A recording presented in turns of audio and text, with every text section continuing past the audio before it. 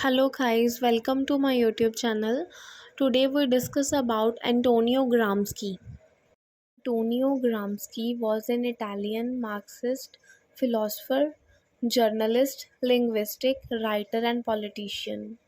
Antonio Gramsci एक इतालवी मार्क्सवादी दार्शनिक पत्रकार, भाषाई लेखक और राजनीतिज्ञ थे।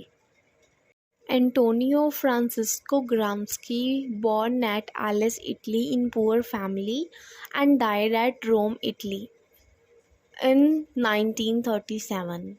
Francesco Gramsci was also influenced by Court's emphasis on the role of culture and thought in the development of history. He was renewed Italian Marxist and social philosopher.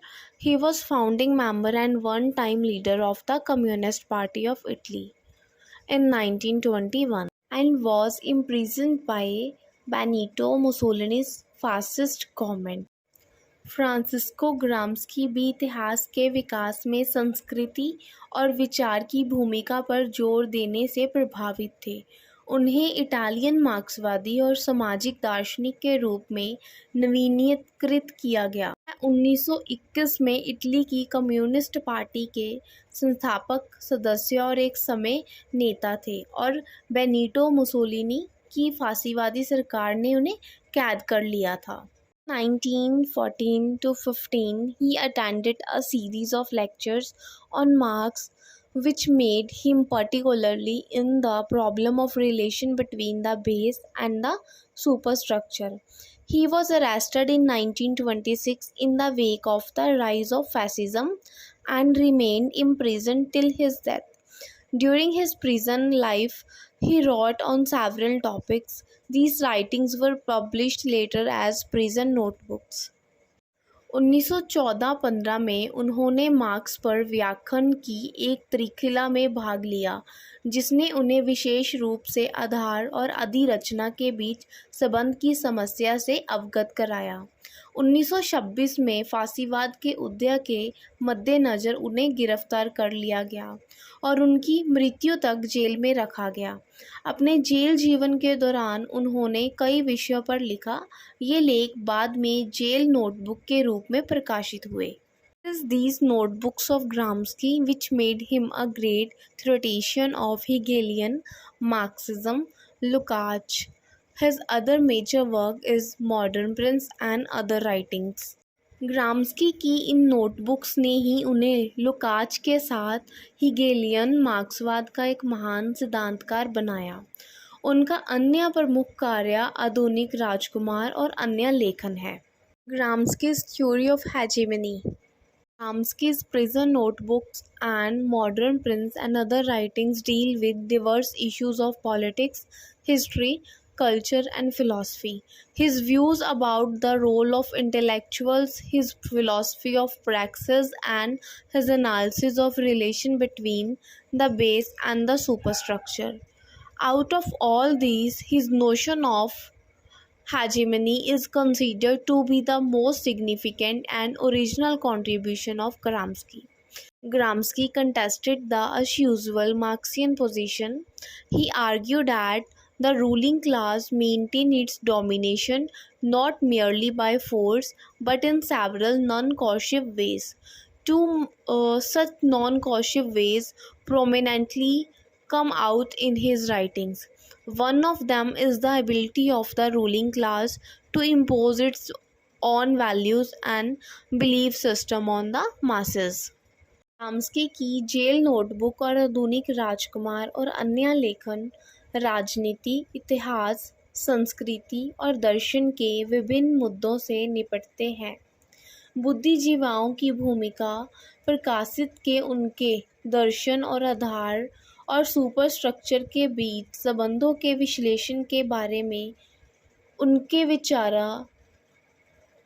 इन सभी में से ग्राम्स्की का सबसे महत्वपूर्ण और मूल्य योगदान माना जाता है।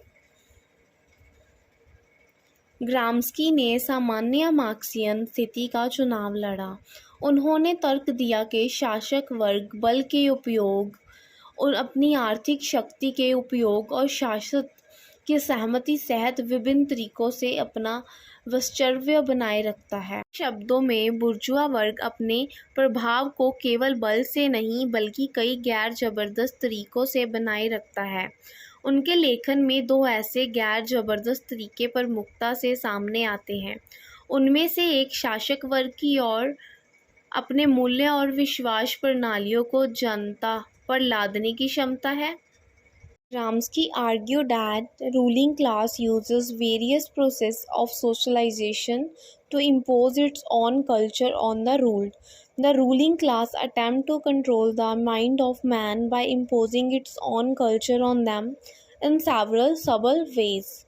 Secondly, he argued that the ruling class does not always work for its narrow class interest in order to maintain its ruling position.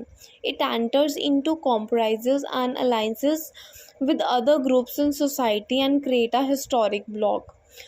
In the Gramscian argument, the role of ideas and culture becomes central instead of the economic factor.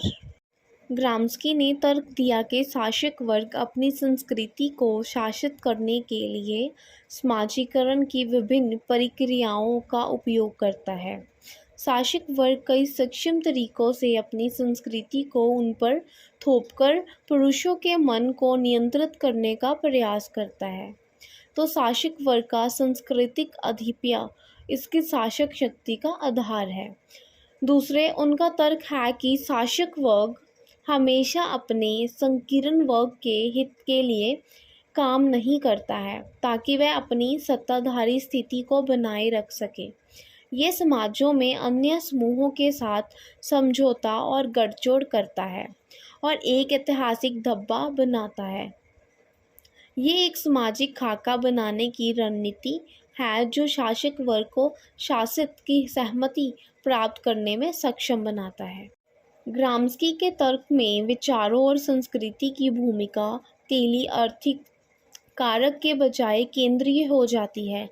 दूसरे, Gramsci ने अपने समझौते के संदर्भ में शासक वर्ग के प्रभुत्व की व्याख्या की जो अन्य सहयोगियों के साथ गठजोड़ के साथ रूढ़िवादी मार्क्सवादी स्थिति को रेखांकित करता है, जिसमें राज्य को केवल पूंजीपति वर्ग की प्रबंध समिति के रूप में देखा जाता है। Role of intellectuals. Gramsci talked of two categories of intellectuals: traditional intellectuals, organic intellectuals.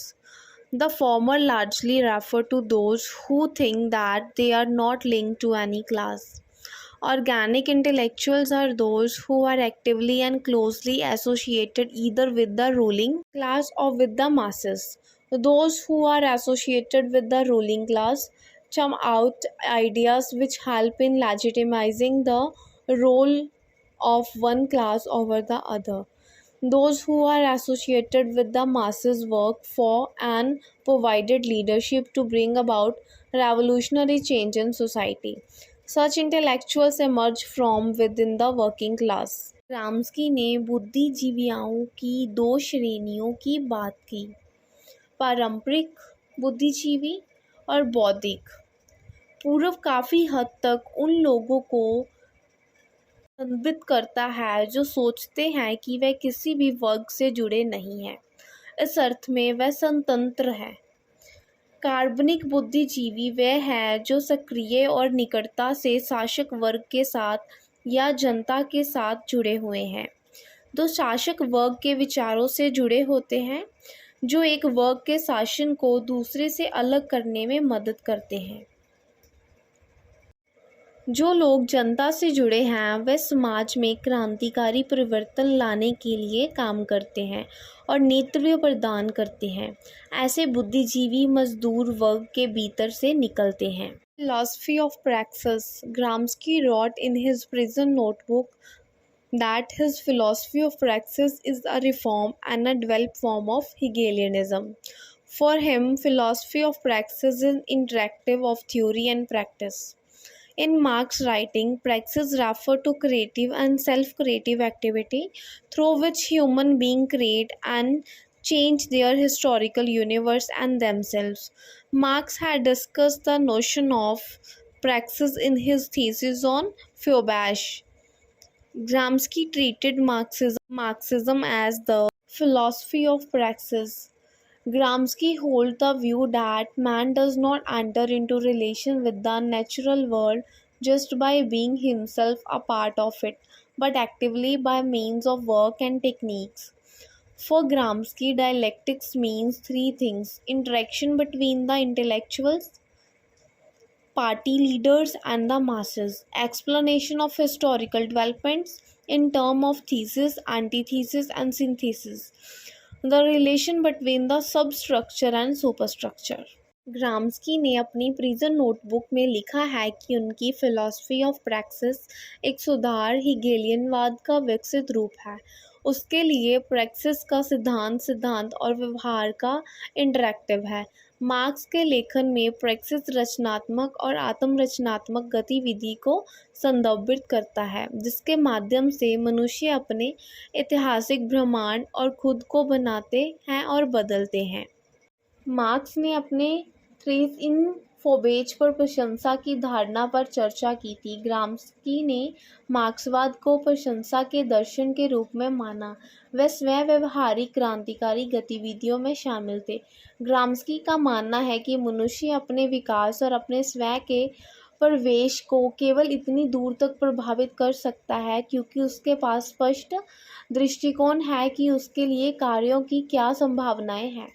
ऐसा करने के लिए उसे उस ऐतिहासिक स्थिति को समझना होगा जिससे वह खुद को पाता है, और एक बार ऐसा करने के बाद वह उस स्थिति को संशोधित करने में एक सक्रिय भूमिका निभा सकता है।